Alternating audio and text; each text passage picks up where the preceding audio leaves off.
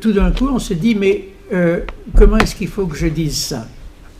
Comment est-ce qu'il faut que je le prononce?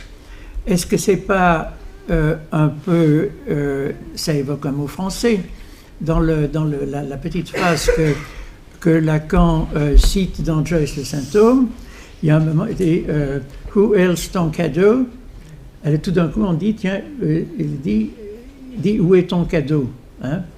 Mais du coup, comment est-ce qu'il faut que je prononce ça? Est-ce qu'il faut que j'essaye d'être fidèle à cette voix qui est supposée, alors que c'est une voix anglo-saxonne ou irlandaise, mais qui essaye de dire du français, mais qui le prononce à sa manière? Est-ce qu'il faut que j'essaye ça, ou est-ce qu'il faut que je le rectifie en français? Bref, on est tout d'un coup arrêté, net. Comme ensuite lorsqu'il dit « a space of d'imbécilé ». Espèce d'imbécile. Et lorsqu'on a perçu quelque chose de ça, il y a tout d'un coup une espèce d'interdiction qui se produit, une espèce de barrage qui se produit. Et il s'introduit une espèce de temps logique de lecture, je ne sais pas comment il faut décrire ça, qui définit précisément cette entour de la lettre en termes de silence, en termes de distance radicalement introduite. Et qui précisément est la bonne distance dans la relation qui peut être établie dans le lien social en général, mais aussi dans le lien individuel en quelque sorte. Et curieusement, j'ai trouvé un écho de ça chez Virginia Woolf sous une forme tout à fait imprévue, à un niveau bassement typographique.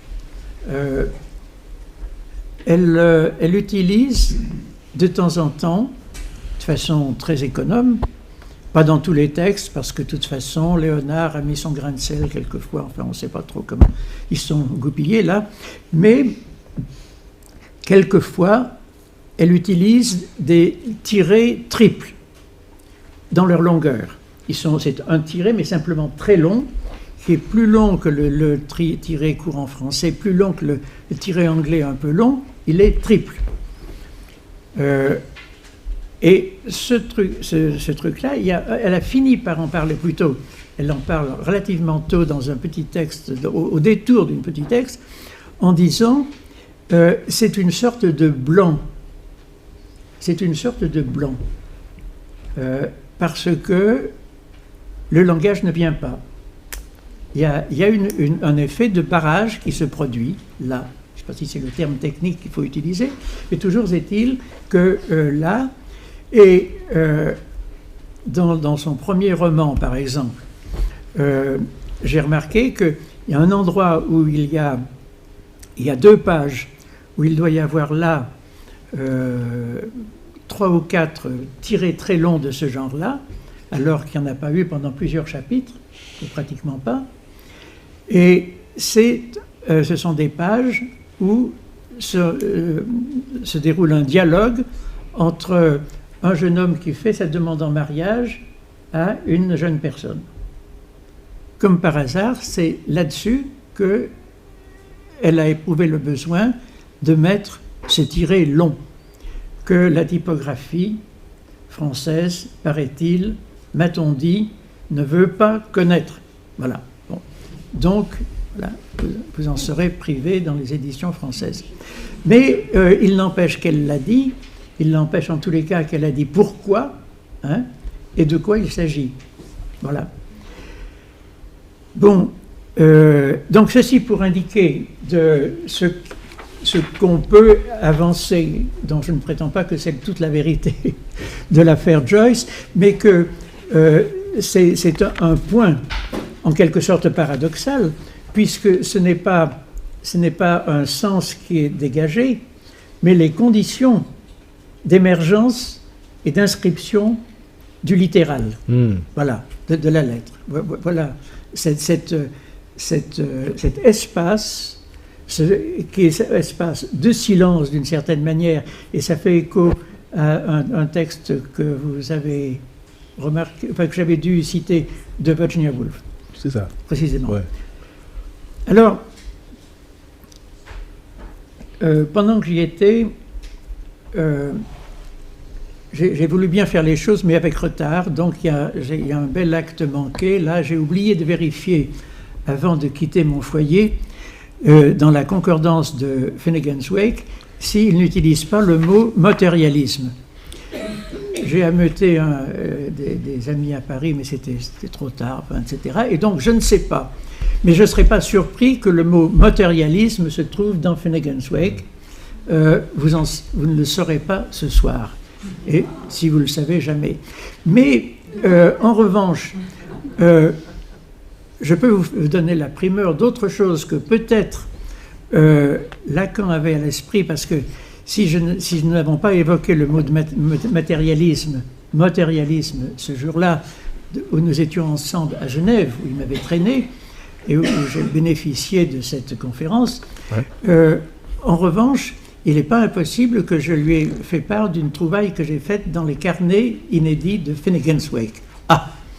Et les carnets inédits de Finnegan's Wake, c'est des carnets à peu près de cette dimension-là au maximum, que Joyce trimballait dans ses poches dans les années 20 et 30 et sur lesquels il écrivait n'importe quoi au détour de ses stations, dans les bistrots ou dans les stations de taxi. Et un de ces carnets, sur la dernière page, l'avant-dernière page, enfin la dernière page, a le... voilà, ça y est ici, non, voilà, très bien. Il y a le mot « mot », M-O-T, en grande capitale. Hein. M-O-T. Formidable. Mais qu'est-ce qu'il y a dans le roman, dans le carnet en question? C'est les notes qu'il a prises et que j'ai pris plaisir à éditer en son temps, les notes qu'il a prises sur les mémoires d'outre-tombe. Donc, mémoire d'outre-tombe, enfin, bon, ce qu'il... Voilà. Donc, alors, ce truc-là, n'ayant pas pris de notes en son temps, je ne sais pas si je l'ai raconté à Lacan, c'était à l'époque où, en tous les cas, je venais de finir la lecture de ces carnets-là, et ça m'avait beaucoup frappé. Comme m'avait fait frapper aussi le fait que Finnegan's Wake, comme vous le savez, c'est une histoire d'outre-tombe, d'une certaine manière, au sens large, au plus large du terme, puisque le héros Tim Finnegan est mort dans la tradition, selon la bonne tradition irlandaise. Il y a une veillée funèbre bien arrosée au point qu'il en tombe du whisky sur lui, que ça le réveille, et il dit bon, comment vous buviez sans moi, bande de salauds, etc., et hop, c'est reparti. Donc il passe outre à la tombe, d'une certaine manière. Mais ceci pour simplement indiquer que parmi les hypothèses qu'on peut avancer concernant Joyce, il y a évidemment le fait qu'il ne faut pas hésiter à le prendre au pied de la lettre, et à le prendre même au pied du rébus, au pied des choses, hein, in medias res, hein, et de ce point de vue-là,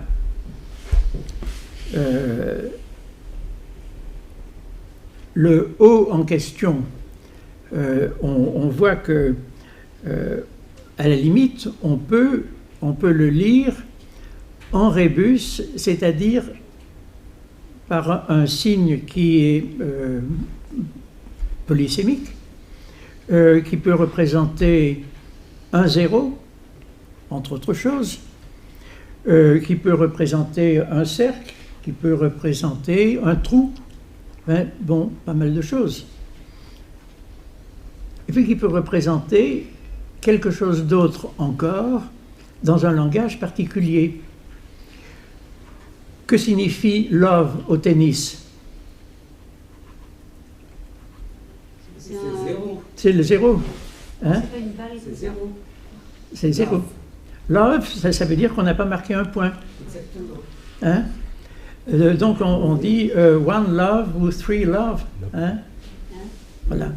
Donc, On dit surtout pour les points. 15-0. Oui, voilà. 15 love. Voilà, c'est ça.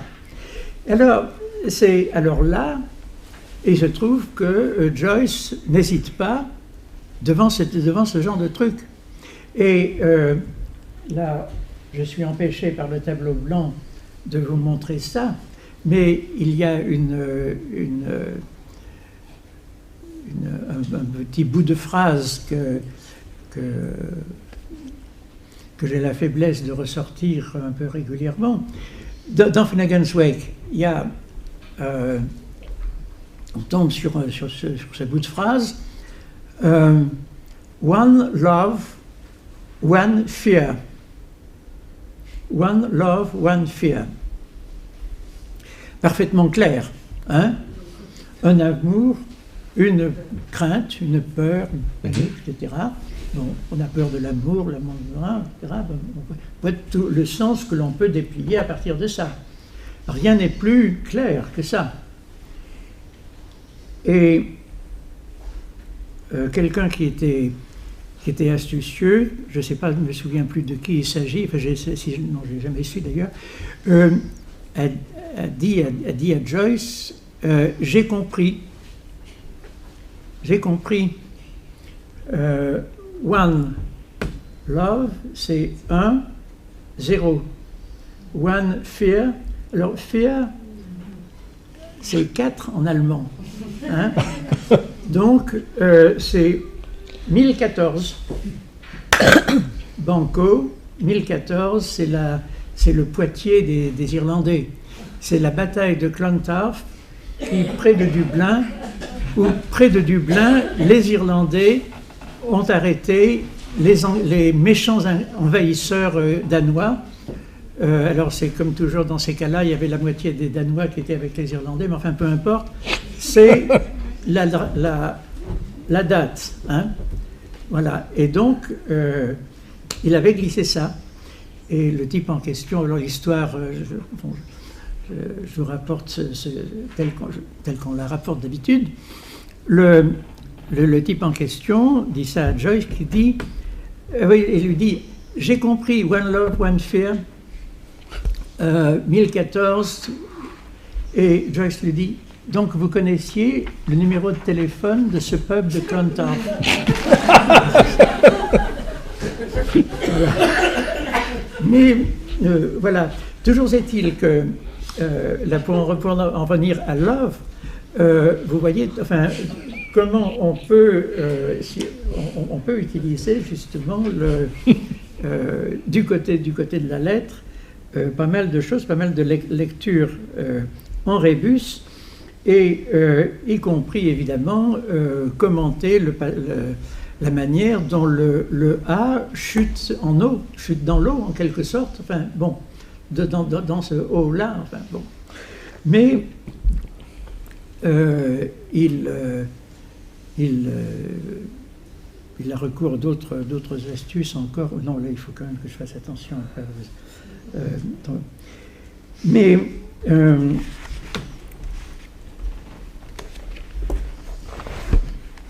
oui, donc c'est une dimension qui est là, mais j'en reviens aussi, enfin, je ne perds pas de vue que dans ce One Love, One Fear, je ne sais pas si une oreille qui aurait plus de discernement que la mienne ne ferait pas une distinction entre fear à l'anglaise et fear prononcé de la langue allemande. Je ne serais pas surpris qu'une analyse un peu précise phonologique ne trouverait pas quelque chose à dire là. Toujours est-il que Joyce joue constamment sur ces écarts-là, qui, là encore, donnent une certaine profondeur de champ à la lettre, dans la mesure où, selon la langue qui est utilisée, et ça a été le problème en Irlande, selon la langue qui est utilisée, la même lettre ou le même groupe de lettres se prononce différemment. La langue gaélique, qui a longtemps été le substrat le culturel de l'Irlande, contre laquelle les Anglais ont fait tout ce qu'ils ont pu pour la détruire, la marginaliser complètement, l'anéantir. Oui, effectivement, elle était interdite au sens absolu du terme. Mais la langue gaélique ignore les diphtongues. Et ce qui en tient lieu pour un Irlandais, ce qui en tenait lieu dès le départ et qui continue pour une part à en tenir lieu, c'est des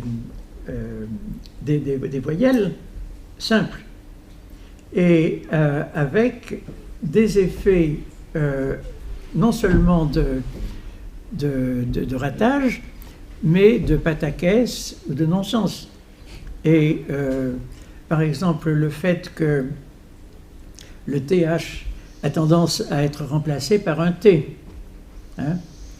Une des conséquences étant que thinker, un penseur, se prononce facilement presque comme tinker, romanichel.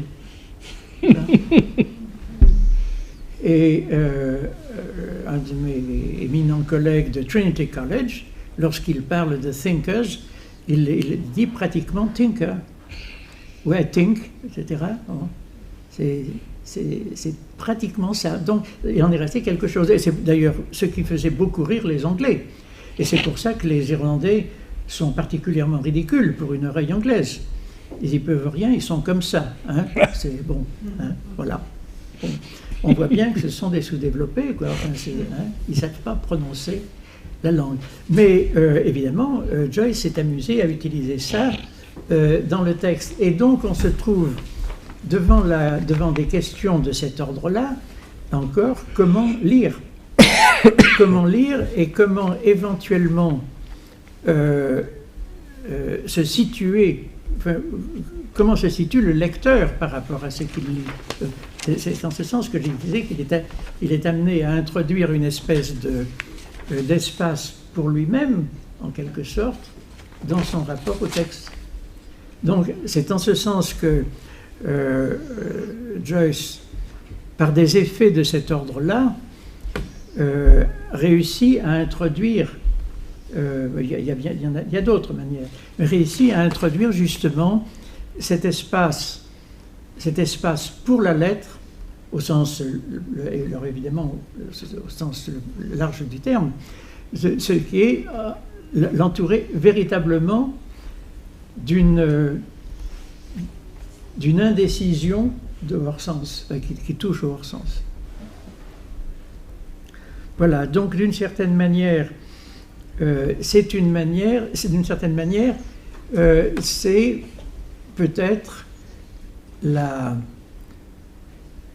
une façon de décrire le rien, d'écrire quelque chose qui est, lorsque c'est manié comme il faudrait, c'est une manière en tous les cas de marquer la lettre comme précisément inséparable du blanc qui la sépare, qui la met à part. C'est-à-dire qui fait qu'elle flirte avec le hors-sens et avec justement cette jouissance opaque dont Lacan parle précisément dans Judge de Saint-Homme lorsqu'il dit le maniement de la lettre en vue d'une jouissance hors sens, opaque d'exclure le sens. C'est la formule de Lacan là. Voilà, et donc vous voyez que cela fait écho à ce que j'évoquais tout à l'heure à propos de Virginia Woolf. et que d'une certaine manière, c'est le développement ultime de ce que Joyce avait cherché de d'autres manières antérieurement, c'est-à-dire, ou plutôt cherché, plutôt découvert par la rigueur d'une écriture. Au fond, il ne savait pas exactement ce qu'il cherchait, sans doute. Si on lui avait raconté ce genre d'élucubration, évidemment, il aurait sauté en l'air, mais à plus forte raison dans ses jeunes années. Mais c'était ce qu'il a visé, manifestement, à en juger par ce qui fait continuité dans les ratages en question. Et où apparaît précisément la dimension la plus rigoureuse de la contingence. De la contingence en tant que précisément qui est ce qui cesse de ne pas s'écrire. Voilà les seules remarques que je voulais faire pour commencer. Bravo.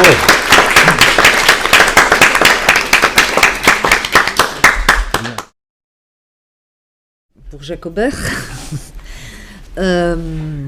je vais insister, comme la lettre, sur une question analogue à celle de Franz, mais reposée en quelque...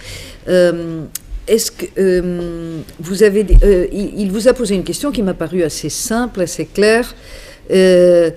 Il est évident, ou il semble évident, qu'entre la première écriture de Joyce, ses premières œuvres, et Finnegan's Wake, il y a un écart incommensurable, quelque chose de profondément différent. C'est très...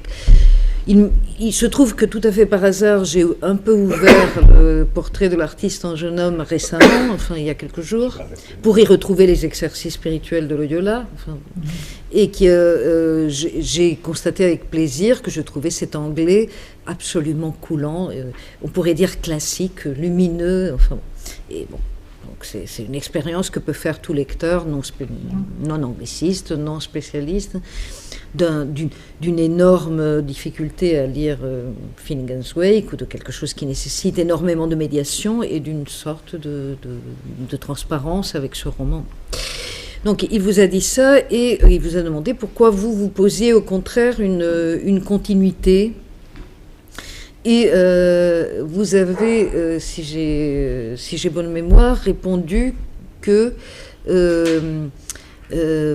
l'écart était à chaque fois une sorte de rectification, ou en tout cas quelque chose qui était la suite, qui prenait la suite d'un processus antérieur. Hein.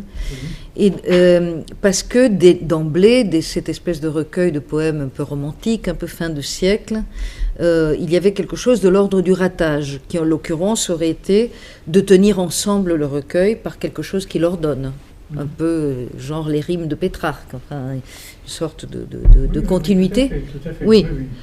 Et que là, il a fini par y renoncer.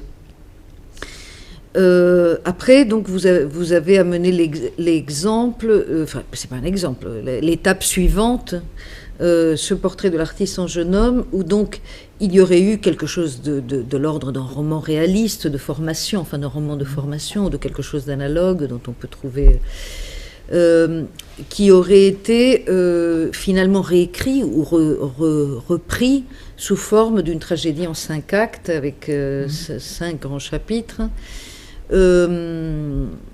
Et là encore, ratage, mais là j'aimerais que vous me disiez en quoi, enfin, ratage en quel sens où se trouve là le ratage. C'est une sorte de composition, c'est un effet de composition, mais bon.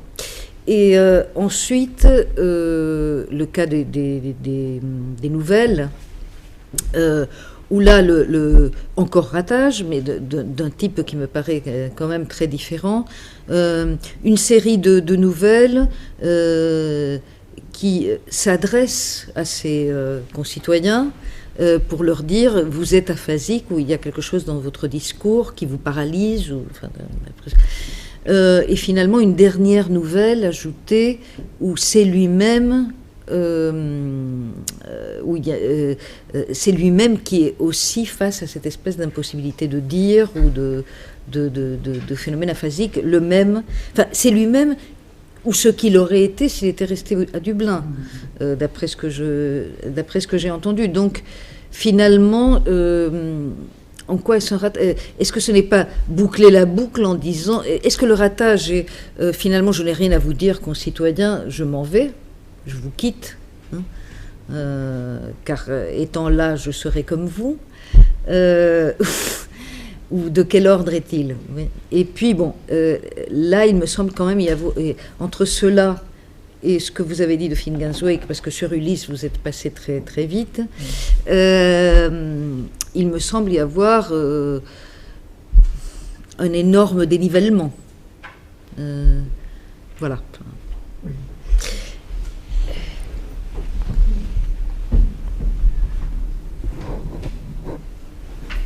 Disons que dans tous les textes, il y a cette dimension discursive, influencée discursive, dialogique, ou, si vous voulez, il y a un désir d'adresse de sens à un lecteur, à des lecteurs, bon, et plus particulièrement aux lecteurs de sa communauté, de façon très spécifique. Mais donc il y a cette dimension-là, et en même temps, cet aspect qui est l'idée de rendre compte d'une expérience, de l'expérience, dans la singularité et dans l'acuité de l'expérience. C'est en quoi d'ailleurs on peut retrouver des expressions relativement proches chez Virginia Woolf, lorsqu'elle dit que le roman de ses contemporains contre lesquels elle s'élève, c'est précisément celui qui définit a priori les cadres de l'expérience. Et elle dit, elle tient le langage de Lucrèce, de la nature des choses, natura rerum, elle parle des atomes qui tombent. Et elle dit, c'est à partir de cela que se fait l'inscription dans le temps, en même temps, de lundi et mardi. C'est-à-dire l'inscription vraie du sujet dans le temps. Voilà. Et d'une certaine manière, c'est une autre version de ce que, à d'autres égards, Joyce évoque à propos de l'épiphanie. Et dans tous les cas, il y a l'idée de quelque chose qui fait point, qui fait épinglage, dit Virginia Woolf. À la fin d'Orlando, il y a un passage tout à fait extraordinaire où elle parle d'une expérience absolument prodigieuse, l'espèce d'hallucination qui lui fait voir le pouce du charpentier sous une forme hallucinée de pénis, des trucs comme ça. Et elle évoque ça en disant c'était à la fois de l'horreur et de la beauté. C'était le point extrême de l'horreur et de la beauté, qu'on a envie d'épingler, dit-elle, pin down. Et il y a quelque chose qui est du même ordre et qui a un rapport d'ailleurs au regard également dans l'épiphanie. Simplement, dans l'épiphanie, il y a quelque chose qui est différent, qu'il n'y a pas de la même manière chez Virginia Woolf, je pense, c'est une référence à la parole, qui est tout à fait claire et qui apparaît même d'ailleurs à travers un lapsus qu'il a eu à propos des épiphanies, lorsqu'il dit alors en plus, et puis, lapsus, c'est barbarisme. Lorsqu'il, dans une carte postale, il dit, je viens d'écrire 10 épiclèses, épiclétie, dit-il, ce qui est un barbarisme au titre du point de vue de la langue grecque, mais c'est également un cas où il utilise le mot d'épiclèse au lieu d'épiphanie. C'est-à-dire qu'il se réfère à quelque chose qui est dans la liturgie, dans la théologie et la liturgie chrétienne, catholique assez précisément, l'histoire de l'épiclèse eucharistique qui est l'adresse, la parole adressée à l'Esprit Saint pour qui, je crois que c'est ça, la troisième, l'adresse à l'Esprit Saint afin qu'il assure la transsubstantiation. Hein? Et je crois que c'est ce qu'il y a dans la liturgie, c'est le Kyrie, Kyrie eleison, etc. Toujours est-il qu'il y a cette dimension tout à fait privilégiée des effets de la parole dans le réel. Hein? Donc là, il a en quelque sorte vendu la mèche. Vendu la mèche qu'il est en train d'allumer pour faire exploser justement le langage. Hein? Précisément dans la perspective, une perspective tout à fait matérialiste. Hein? Voilà, donc, enfin, c'est... Pardon. Si j'ai bien compris, vous dites il y a une série de ratages dans les premières œuvres, et vous incluez même Ulysse. Oui, vous parlez oui, même oui, de... oui. Et d'une certaine façon, il y a quand même une sorte de résolution dans Finnegans Wake avec ce que vous dites de la lettre, où la lettre est entourée du vide, donc le mot devient motus, et où il y a cette respiration qu'il ne trouve pas dans ces scansions qu'il ne trouve pas dans les premières œuvres, c'est-à-dire il a visiblement un problème avec l'organisation de son discours jusqu'à même jusqu'à Ulysse. Ce qui est en tous les cas remarquable, c'est à partir essentiellement, on peut trouver des traces dans la fin du portrait de l'artiste, mais à partir d'Ableneuse, on voit que la question est la question de la jouissance féminine, quand même, ce qui est en cause, et à quel point elle échappe, précisément, elle est absolument hors du compte, là. Hein? Elle vient tout flanquer par terre, d'une certaine manière, ou en tous les cas. Il se montre quand même affecté. Oui, tout à fait. Il est affecté de cette jouissance parce que c'est the dead, non? Exactement. Mais qui s'achève sur quoi? Sur le tapis de neige, sur l'Irlande. Voilà. Hein? Ouais. C'est-à-dire justement sur du rien qui vient recouvrir tout ça. Du blanc. Hein? Donc c'est... Hein? Il y a les âmes des morts. Vous parlez de... Non, the dead. Le mort, oui. Il y a les âmes. Il parle des âmes? Oui, il y a des âmes qui sont perdues dans cette neige. Oui, mais c'était Snow was general over Ireland. La neige recouvre l'Irlande. C'est-à-dire c'est le tapis blanc qui est l'indication finale. Et là, il me semble qu'à partir de ce moment-là, il se passe quelque chose, justement du point de vue de la structure. Enfin, de la structure...